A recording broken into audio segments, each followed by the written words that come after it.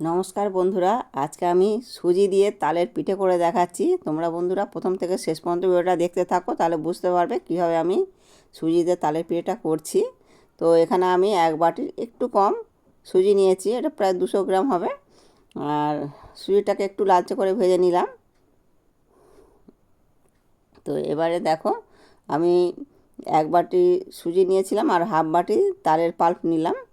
তো তালের পাল্পটাকে আমি একটুখানি কড়ার মধ্যে নেড়ে চেড়ে নেব।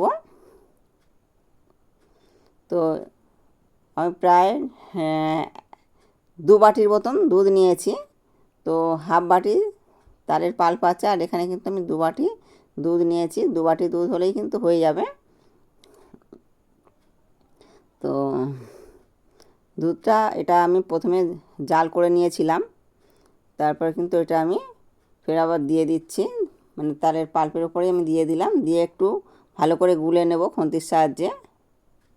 আর এটা একটু ফুটতে দেবো। এই দেখো ফুটে গেছে। এবারে কিন্তু আমি ভাজা সুজিটা দিয়ে দিচ্ছি। তো ভাজা সুজিটা দিয়ে একটু ঘন ঘন নাড়তে হবে। তো একটু ঘন ঘনে আমি নেড়ে চেড়ে নিচ্ছি। দেখো এটা খুব মানে যেমন পিঠে করা হয় সেই রকমই ডোটা করে নিতে হবে। তো এটা একটু ভালো করে জাল করে নিলেই হয়ে যাবে। আর যেহেতু সুজি, এটা একটু মানে ভালো করে মানে জল তো দিইনি, মানে দুধ দিয়ে শুধু করছি। তো তবে কিন্তু এই সুজির দানা দানাগুলো সুন্দরভাবে নরম হয়ে যাবে। আর এখানে দেখো আমি 3টে এলাচকে গুঁড়ো করে রেখে দিয়েছিলাম, সেটাই দিয়ে দিলাম। এলাচটা দিলে খুবই সুন্দর হবে আর টেস্টি হবে। তো এই দেখো ডোটা কিন্তু কতটা টাইট হয়ে গেছে। এবারে কিন্তু আমি এটা উঠিয়ে নেব। এরকম একটু টাইট করে নিতে হবে। তো ঢিলে হলে কিন্তু এটা করা যাবে না কো। যে পিঠেটা করব মানে চুষি পিঠে, তার মানে এটা। তো পিঠে আমি অনেক রকমই করেছি তাল দিয়ে, তবে এই চুষি পিঠেটা কিন্তু আগে একবার করেছিলাম, এটা নিয়ে দ্বিতীয়বার করছি।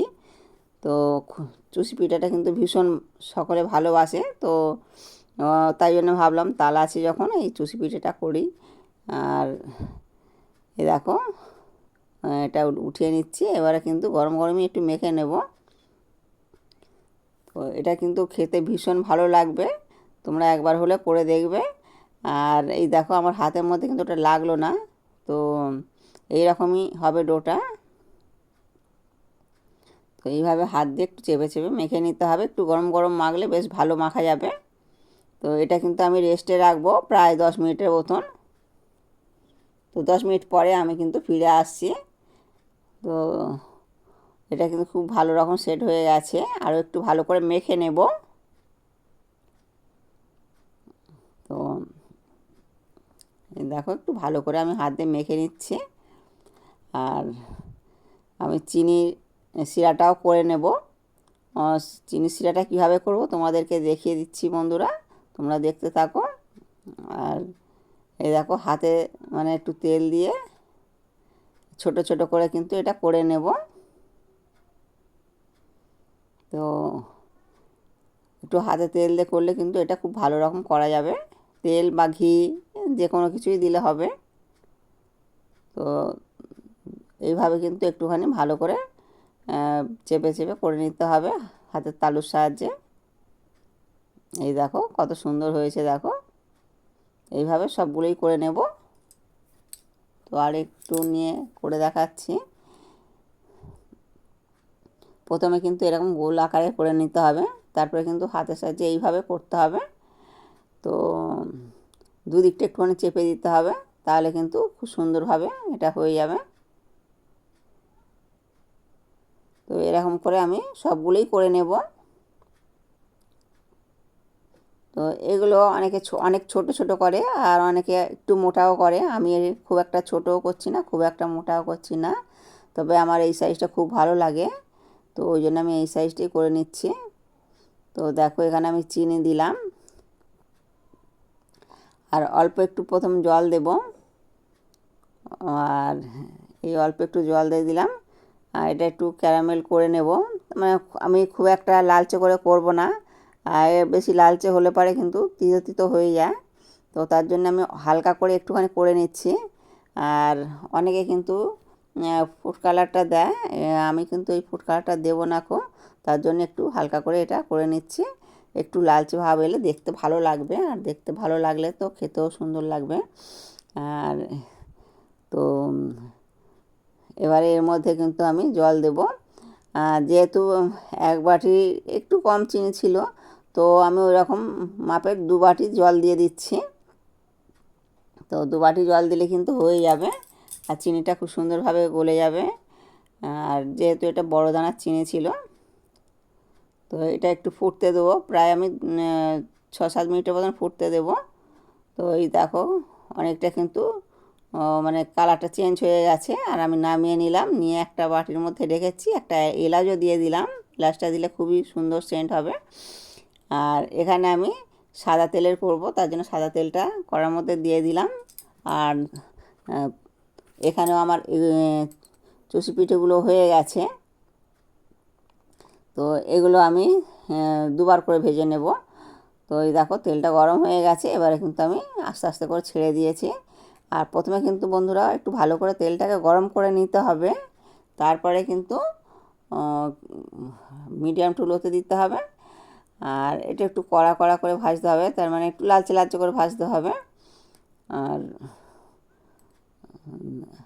যেহেতু আমার ছাঁচাটা অনেকটাই বড়, তার জন্য কিন্তু আমার একটু নাড়তে অসুবিধা হচ্ছে, তো আমি একটু খুন্তি দিয়েই নেড়ে চেড়ে দিলাম। তো এই খুন্তিটা অনেকটাই পাতলা আছে, তো তার জন্যে আমার মানে ভাজাভুজির জন্য খুবই ভালো। আর এই দেখো কত সুন্দর লালচে লালচে হয়ে গেছে। তো এটা আর একটু ভালো করে নেড়ে চেড়ে নেব। তো এটা কিন্তু কন্টিনিউ নাড়তে হবে। আর এই দেখো কত সুন্দর কালারটা এসছে দেখো। এবারে দেখো আমি এটার মধ্যে দেওয়ার কারণ হচ্ছে তেলটা ঝরে যাবে, তার জন্য কিন্তু আমি এটার মধ্যে তুলে নিলাম। তো এবারে দেখো আমি সরাসরি চিনি শিরার মধ্যে দিয়ে দিচ্ছি। ওটা প্রায় আমি 4 মিনিটের মতন রেখে দেবো, 4-5 মিনিটের মতন রাখবো। আর বাকিটা ছিল এটাও আমি তেলের মধ্যে দিয়ে দিলাম, ভেজে নেব। আর এটা ভাজতে প্রায় 2.5 মিনিটের মতন সময় লাগে।